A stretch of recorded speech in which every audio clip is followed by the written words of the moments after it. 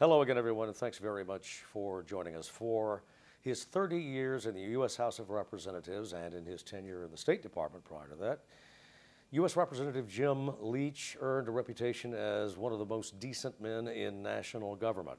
Now he's chairman of the National Endowment for the Humanities, and he is in Arkansas at the Clinton School for Public Service, part of a 50-state civility tour.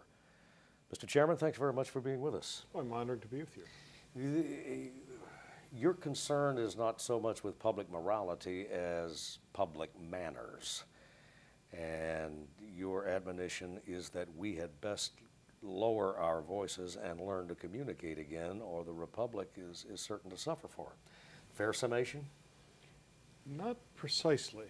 It is an aspect of my concerns, but it isn't exactly public manners. I mean, this is a time we ought to have strong feelings, but it is public willingness to listen to the other person.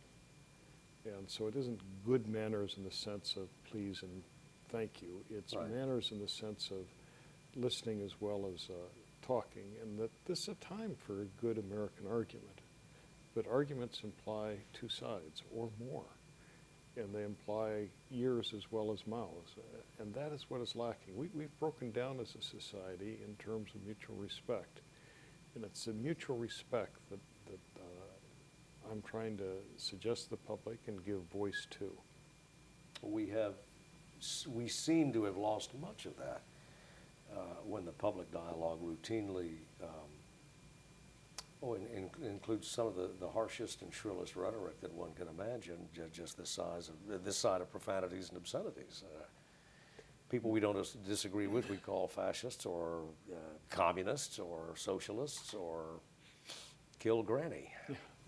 Well, that's correct. And I sometimes joke that the difference between George W. Bush and Barack Obama, in the eyes of many, is that Bush was called a fascist.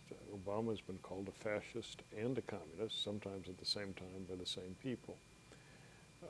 And one might say, what's wrong with a little bit of hyperbole? And the answer is plenty. Some frameworks of thought are all about rival ideas. Others are about enemies. And when we start using language that has warring implications, because after all, 400,000 Americans were killed defeating fascism, tens of thousands holding communism at bay. These are words that have emotive as well as meaning that might be considered quasi-rational. And so I think America's got to think twice. Ideas or rhetoric has consequences, you say? Absolutely, and they can be uplifting, and they can be socially splintering. You take Abraham Lincoln in 1864. He holds a second inaugural, and he says we have to change gears with malice towards none and charity for all. That's really uplifting kinds of phraseology. And then you have words that cause Americans not to think as a single body. And we're a country with a singular culture, and we have many subcultures, and we're a country with vibrant disagreements and vibrantly different ideas, and that's healthy.